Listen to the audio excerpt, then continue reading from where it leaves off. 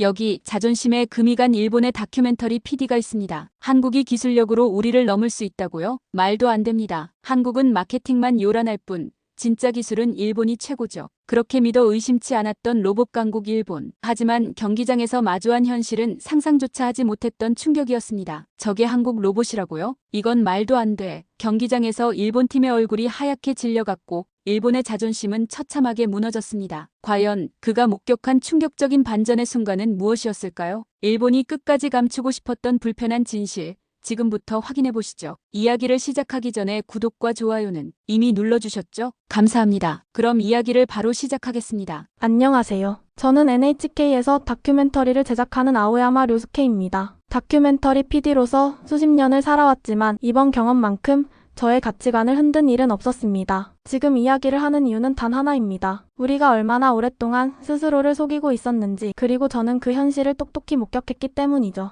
작년 여름 국장님께서 제게 중요한 취재를 맡기셨습니다. 바로 아시아 태평양 로봇 콘테스트, 줄여서 로보콘. 각국의 대학생들이 직접 로봇을 제작해 겨루는 대회인데 저는 이걸 보고 한 가지 확신했습니다. 이건 그냥 일본이 우승하는 과정을 다큐멘터리로 만들면 되겠네. 그때까지만 해도 의심의 여지가 없었어요. 저는 어릴 때부터 마징가 제트, 건담 같은 로봇 애니메이션을 보며 자란 세대입니다. 소니의 아이보, 혼다의 아시모, 토요타의 산업용 로봇까지. 우리는 늘 기술 강국 일본이라는 자부심을 품고 있었죠. 로보틱스 분야만큼은 우리가 아시아 최고, 아니 세계 최고라고 믿어 의심치 않았습니다. 그런데 이 자부심이 단 일주일 만에 무너질 줄은 몰랐습니다. 첫 취재는 일본 대표팀의 출정식이 열리는 도쿄공업대학에서 시작됐습니다. 강당에 들어서자 대학생들 수십 명이 빳빳한 단체 티셔츠를 입고 앉아 있었어요. 저 앞 무대 위에서는 쿠보타 교장이 마이크를 잡고 있었습니다. 여러분, 일본은 로봇의 나라입니다. 소니의 아이보, 혼다의 아시모 세계는 우리 기술을 보고 감탄해왔습니다. 이번에도 우리의 우수성을 입증합시다. 학생들이 우렁차게 박수를 쳤고 야마모토 팀장이 자리에서 일어나 말했습니다. 교장 선생님, 걱정 마세요. 저희가 반드시 우승컵을 가지고 돌아오겠습니다. 저는 인터뷰용 카메라를 들고 야마모토에게 다가갔습니다. 한국, 중국 팀도 만만치 않다고 하는데 어떻게 생각하나요? 야마모토는 싱긋 웃으며 말했죠. 글쎄요, PD님. 한국이나 중국이 뭔가 보여줄 수는 있겠지만 핵심 기술에서는 아직 우리를 따라올 수 없을 겁니다. 저희 로봇은 정밀도에서 절대 밀리지 않아요. 옆에서 듣고 있던 쿠보타 교장도 만족스러운 듯 고개를 끄덕이며 작게 덧붙였습니다. 한국은 마케팅만 요란하지 실제 기술력은 우리보다 한참 뒤처져 있어. 걱정 말고 당당하게 임하세요. 그 말을 듣는 순간 저는 고개를 끄덕였습니다. 솔직히 저도 그렇게 생각했으니까요. 한국이 삼성, 현대 같은 대기업을 앞세워 성장하긴 했지만 로봇 공학만큼은 일본이 압도적이라고 믿었습니다. 그렇게 우리는 우승을 확신한 채 대회가 열리는 서울로 향했습니다. 그런데요. 도착하자마자 저는 묘한 불안감을 느끼기 시작했습니다. 첫 번째 이유는 대회장 분위기였습니다. 서울 올림픽 체육관에 들어서자 한국팀을 향한 함성이 압도적이었어요. 일본팀이 입장할 때는 정중한 박수였는데 한국팀이 등장하자 체육관이 떠나갈 듯 환호성이 터졌습니다. 뭐야, 홈팀이라 그런 거겠지? 그렇게 생각하려 했지만 뭔가 이상했어요. 둘째 이유는 로봇 디자인이었습니다. 일본 대표팀의 로봇은 정말 깔끔하고 정교했습니다. 마치 장인 정신이 깃든 기계 예술품 같았죠. 하지만 문제는 뭔가 10년 전 기술 같다. 한국과 중국 대표팀의 로봇을 본 순간 저는 말을 잃었습니다. 한국팀의 로봇 태극전사는 유려한 디자인에 AI 자율주행 시스템까지 갖추고 있었습니다. 단순히 리모컨으로 조종하는 게 아니라 음성 명령만으로 복잡한 동작을 수행하더군요. 중국팀도 마찬가지였습니다. 로봇이 경기 중 실시간으로 환경을 분석하고 스스로 전략을 변경하는 기능까지 들어 있었습니다. 그걸 본 일본팀 학생들의 표정이 굳었습니다. 야마모토가 옆에서 작게 중얼거렸습니다. 저게 한국 로봇인가요? 쿠보타 교장은 표정을 굳히고 말했습니다. 겉모양만 번지르르 하다고 성능이 좋은 건 아니야. 우리는 기본에 충실하게 정신력으로 승부하는 거야. 그 말을 듣는 순간 저는 속으로 생각했습니다. 정신력이 중요한 건 맞는데 이거 뭔가 좀 심각한데? 그리고 그 불안은 다음날 경기에서 현실이 되어버렸습니다. 경기가 시작되자마자 저는 카메라를 잡은 손에 식은땀이 흐르는 걸 느꼈습니다. 한국팀의 로봇이 한 동작을 수행하는 동안 일본팀 로봇은 같은 동작을 2배나 더 오래 걸려서 처리하고 있었습니다. 중국팀과의 경기를 보니 일본팀이 움직이기도 전에 중국팀 로봇이 미리 경로를 예측해 대응하고 있었습니다. 이건 단순한 실력 차이가 아니었습니다. 기술력 자체가 다른 시대에 살고 있는 것 같았습니다. 그날 밤 저는 호텔방에서 촬영본을 검토하며 깊은 생각에 잠겼습니다. 이게 정말 우리가 최고라고 믿어왔던 일본 기술의 현실인가? 그때까지도 저는 이게 단순한 대회 결과일 뿐이라고 애써 믿으려 했습니다. 그날 아침 대회장에 들어서면서도 저는 스스로에게 되뇌고 있었습니다. 아직은 몰라. 일본은 실전에 강한 나라야. 우린 로봇을 더 정밀하게 만들었으니까 경기에서 제대로 성능을 발휘할 거야. 하지만 곧 깨닫게 됐죠. 이건 단순한 경기 문제가 아니었습니다. 우리는 이미 기술적으로 뒤처져 있었습니다. 첫 번째 예선 경기에서 일본 팀은 태국과 맞붙었습니다. 초반에는 꽤 괜찮아 보였어요. 일본 로봇은 정밀하게 프로그래밍된 대로 움직였고 예상한 루트대로 장애물을 넘었습니다. 문제는 경기 중반이었습니다. 갑자기 일본 로봇이 오작동을 일으키면서 멈춰버린 겁니다. 뭐야, 왜 안 움직여? 야마모토 팀장은 리모컨을 연신 눌러댔지만 로봇은 반응이 없었습니다. 결국 수동으로 재가동하는 동안 태국팀이 점수를 따라잡기 시작했습니다. 결국 겨우겨우 승리하긴 했지만 일본팀 학생들은 하나같이 찜찜한 얼굴이었어요. 반면 같은 시간 진행된 한국팀의 경기, 말레이시아를 상대로 압도적인 점수차로 승리했습니다. 더 놀라운 건 경기 방식이었습니다. 한국팀의 로봇은 명령을 입력하지 않아도 실시간으로 장애물을 인식하고 자체적으로 최적의 경로를 찾아 이동하고 있었습니다. 심지어 경기 중간에 전략을 바꿔가면서 플레이하고 있더군요. 이게 정말 대학생들이 만든 로봇이라고?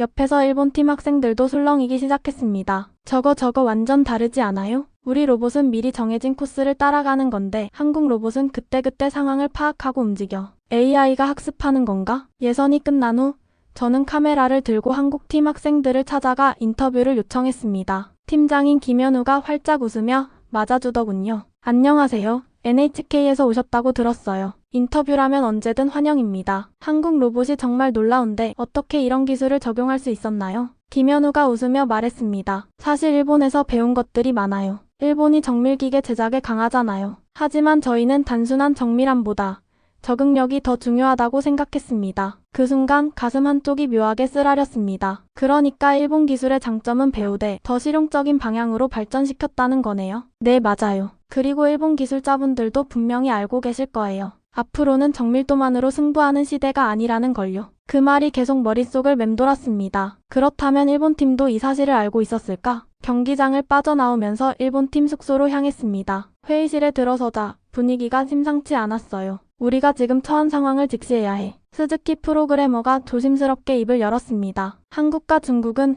AI 기반 기술을 적극적으로 활용하고 있어요. 그런데 우리는 여전히 정밀한 기계 제어만 고집하고 있잖아요. 솔직히 이 방식으로는 안 돼요. 야마모토 팀장은 아무 말 없이 고개를 숙이고 있었습니다. 그때 쿠보타 교장이 굳은 얼굴로 말했습니다. 무슨 소리냐? 일본의 강점은 정밀함과 완벽함이야. 그들의 방식을 따라하면 우리의 정체성은 어디로 간단 말이냐? 그 순간 방 안에 정적이 흘렀습니다. 저는 카메라를 든 채로 이 광경을 바라봤습니다. 학생들은 변화가 필요하다는 걸 알고 있었어요. 그런데 기성세대는 이를 인정하지 않으려 하고 있었습니다. 그리고 다음날 그런 쿠보타 교장의 신념이 완전히 무너지는 사건이 벌어졌습니다. 준결승에서 일본팀은 중국과 맞붙었습니다. 초반에는 일본이 리드했어요. 정밀한 기계 제어 덕분에 처음 몇 점을 앞서갔죠. 됐어. 역시 일본 기술은 최고야. 그렇게 생각한 것도 잠시. 경기 중반이 지나면서 중국팀이 갑자기 전략을 바꿨습니다. 중국 로봇이 실시간으로 경기 데이터를 분석하고 AI가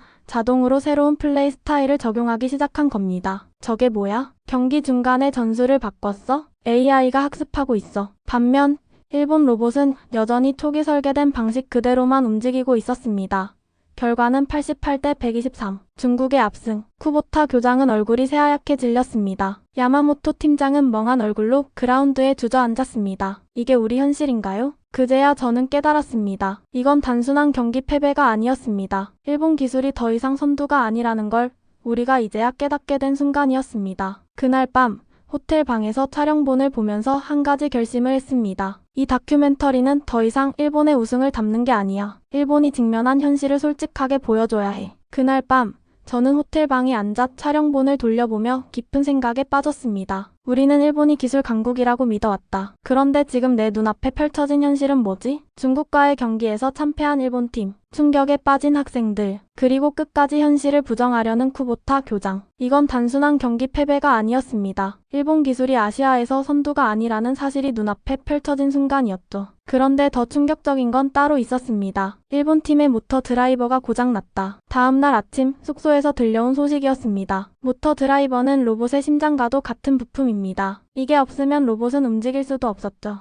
야마모토 팀장은 당장 교체 부품을 구해야 한다며 발을 동동 굴렀습니다. 하지만 문제가 있었습니다. 일본에서 부품을 공수하려면 최소 이틀이 걸립니다. 대회는 하루 남았는데 이틀 뒤에 부품이 도착한다. 그럼 그대로 기꺼내야 하는 상황이었습니다. 팀원들의 얼굴이 새파래졌습니다. 쿠보타 교장은 주먹을 꽉 쥐고 말했습니다. 우린 끝까지 포기할 수 없다. 어떻게든 자체적으로 해결할 방법을 찾아보자. 그런데 그때 예상치 못한 일이 벌어졌습니다. 한국팀이 여분의 모터 드라이버를 제공하겠다고 한 겁니다. 일본팀이 부품 문제로 어려움을 겪고 있다고 들었습니다. 저희가 여분을 가지고 있는데 필요하시면 쓰셔도 됩니다. 김현우가 조심스럽게 다가와 말했습니다. 순간 일본팀 학생들 사이에서 웅성거림이 터져 나왔습니다. 야마모토는 어딘가 부끄러운 듯 고개를 숙였습니다. 스즈키 프로그래머도 미묘한 표정으로 김현우를 바라봤습니다. 정말 주셔도 되는 겁니까? 김현우는 싱긋 웃으며 말했습니다. 우리는 경기장에서 정정당당하게 승부하고 싶거든요. 일본팀이 기술적인 문제로 제대로 실력 발휘를 못하면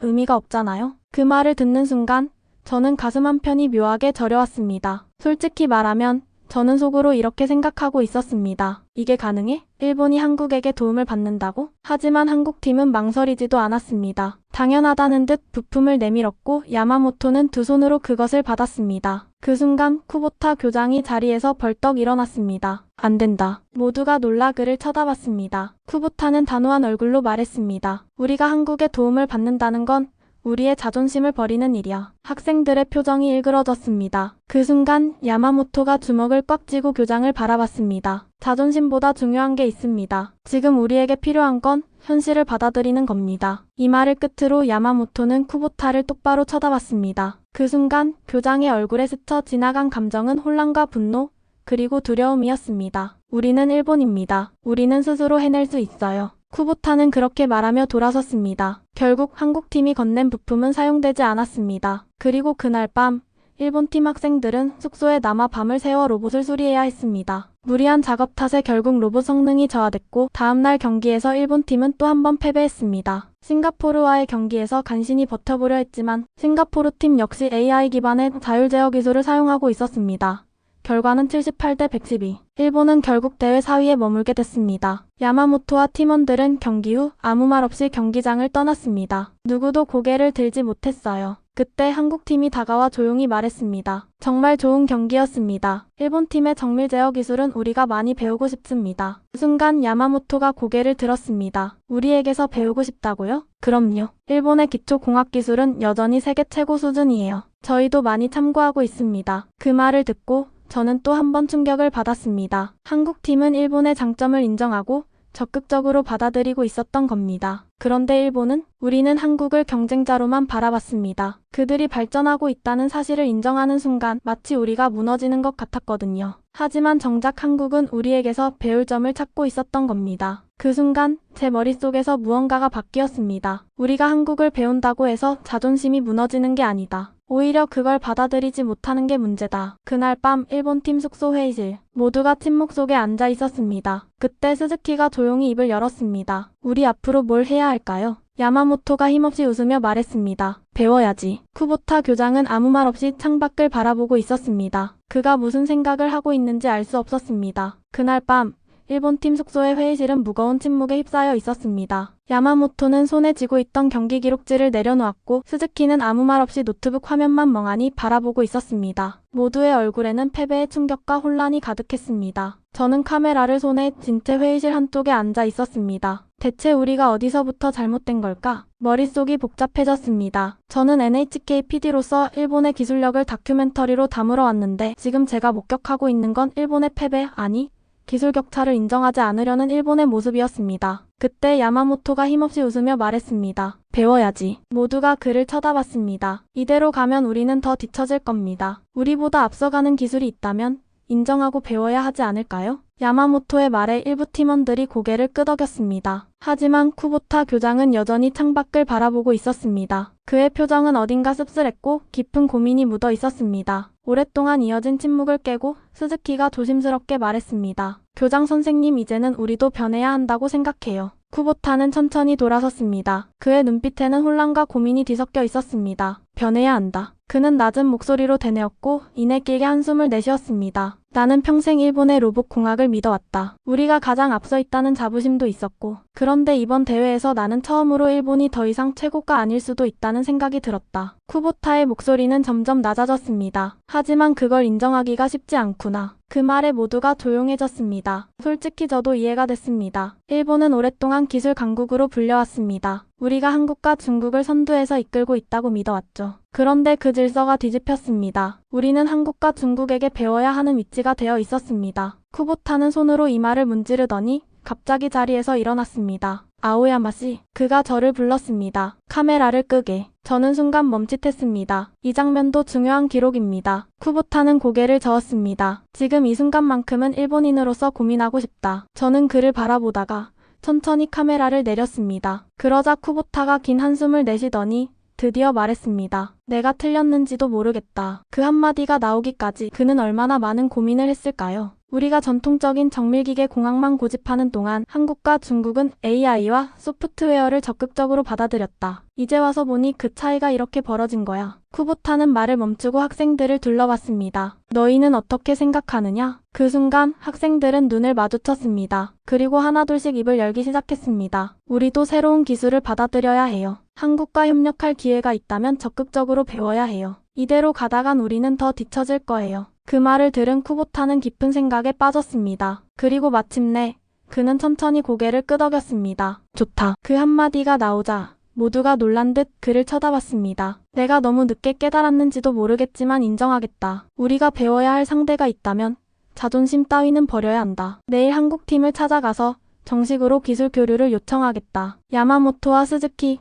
그리고 학생들은 눈을 크게 뜨고 쿠보타를 바라봤습니다. 그리고 마침내 팀원들 사이에서 박수가 터져 나왔습니다. 그 순간 저는 깨달았습니다. 이제 일본팀은 단순한 경쟁자에서 학습자로 변하고 있었습니다. 그런데 더 놀라운 일은 다음날 벌어졌습니다. 쿠보타 교장이 직접 한국팀 지도 교수에게 다가가 기술 교류를 요청한 것입니다. 한국팀의 지도 교수는 뜻밖이라는 표정을 지었지만 이내 환하게 웃으며 손을 내밀었습니다. 환영합니다. 함께 더 나은 로봇을 만들 수 있길 바랍니다. 그리고 그날 오후 일본팀과 한국팀은 같은 연습실에서 로봇을 점검하기 시작했습니다. 한국팀 학생들이 일본팀의 기계 제어 기술을 배우는 동안 일본팀은 한국팀의 AI 알고리즘을 배우기 시작했습니다. 야마모토는 연습 중간중간 감탄하며 말했습니다. 이게 우리가 그동안 무시했던 기술이었단 말인가? 단순한 속도 차이가 아니라 기술 패러다임 자체가 바뀌고 있었던 거야. 한국팀의 김현우가 웃으며 말했습니다. 일본의 정밀기계 공학은 정말 대단해요. 저희도 이런 부분은 배워야 한다고 생각해요. 그 말을 들은 쿠보타 교장은 미묘한 표정을 짓더니 이내 작게 웃었습니다. 이런 말을 듣는 날이 오다니. 그날 밤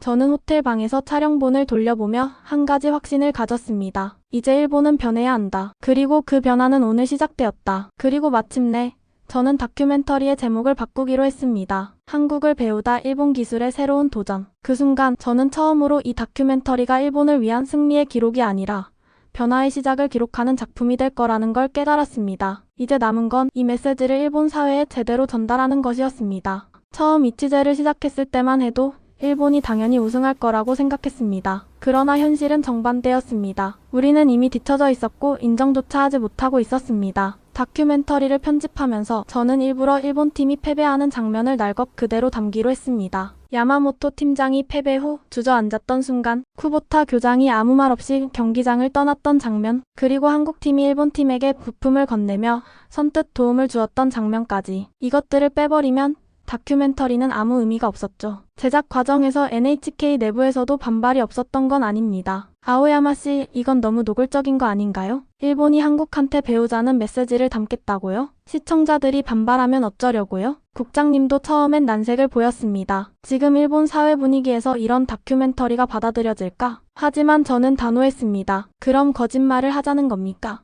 우리는 기록을 남기는 사람들입니다. 일본이 처한 현실을 그대로 보여줘야 합니다. 결국 국장님은 고민 끝에 허락했습니다. 좋아요. 하지만 방송 나가고 반응이 안 좋으면 책임은 당신이 져야 할 겁니다. 그렇게 다큐멘터리는 한국을 배우다 일본 기술의 새로운 도전이라는 제목으로 편성되었습니다. 그리고 마침내 방송 당일이 찾아왔습니다. 방송 시간은 밤 10시 30분. NHK에서는 비교적 황금 시간대였죠. 저는 편집실에서 조용히 화면을 바라보고 있었습니다. 첫 장면은 도쿄공업대학의 출정식 장면으로 시작되었습니다. 쿠보타 교장이 일본 기술의 우수성을 강조하며 야마모토 팀장이 우리는 우승할 겁니다.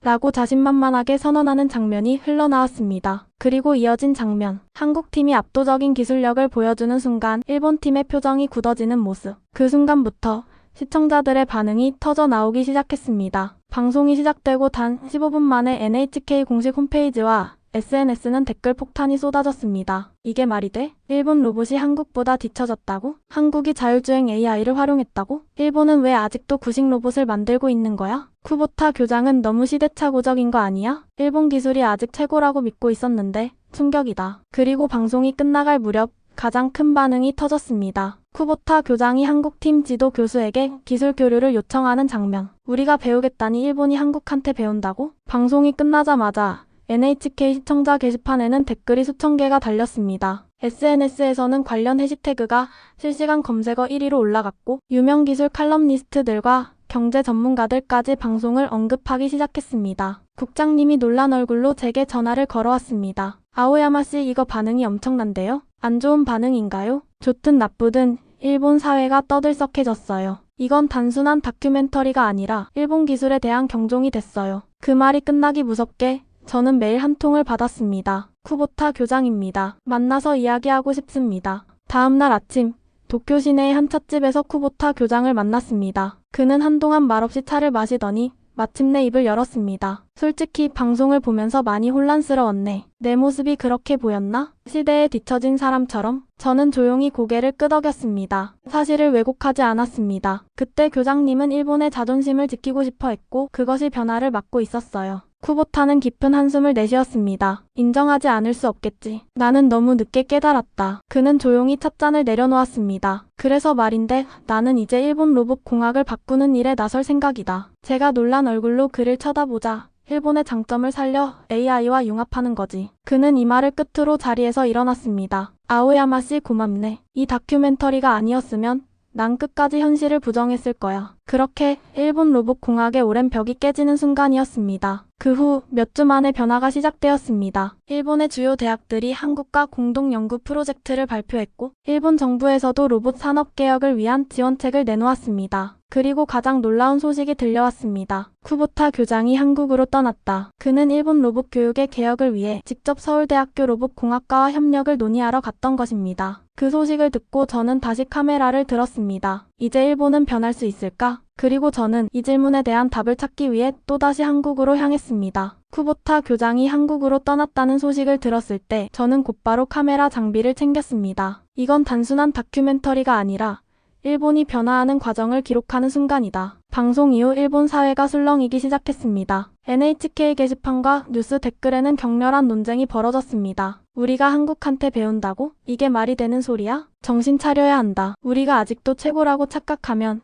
더 큰 낭떠러지로 떨어질 뿐이다. 일본의 강점은 장인 정신이다. 그런 것까지 버리자는 거냐? 장인 정신도 좋지만 시대가 변하면 기술도 변해야지. 보수적인 시청자들은 분노했고 젊은 층은 현실을 직시해야 한다며 목소리를 높였습니다. 경제 전문가들과 기업 연구원들도 방송을 보고 깊은 고민에 빠졌다는 기사를 쏟아냈습니다. 그 와중에 쿠보타 교장은 과거의 자존심을 내려놓고 직접 한국과 협력을 논의하러 갔습니다. 이건 일본이 스스로 변화하고자 하는 신호탄이었습니다. 그리고 저는 그 변화를 직접 목격하기 위해 곧바로 서울로 향했습니다. 서울에 도착한 다음 날 저는 서울대학교 로봇공학 연구소에서 쿠보타 교장을 다시 만났습니다. 그는 연구실 한쪽에서 한국의 로봇공학 교수들과 깊은 대화를 나누고 있었습니다. 저를 보더니 반갑게 웃으며 손을 흔들었습니다. 아오야마 씨, 이렇게 빨리 왔군. 당연하죠. 교장님께서 일본을 바꾸는 첫걸음을 떼셨다기에 직접 보고 싶었습니다. 쿠보타는 가볍게 웃으며 자리로 안내했습니다. 연구실에는 한국과 일본의 연구진이 함께 모여 있었습니다. 화이트보드에는 일본과 한국의 로봇기술 협력 방안이라는 글자가 적혀 있었죠. 그리고 그 아래 적혀 있던 문장. 정밀기계 기술 AI 융합. 이제 우리도 변해야겠지. 일본의 장점은 정밀기계 공학이고 한국의 강점은 소프트웨어와 AI다. 이걸 결합하면 새로운 길이 열릴 거야. 쿠보타가 말했습니다. 저는 연구소를 둘러보며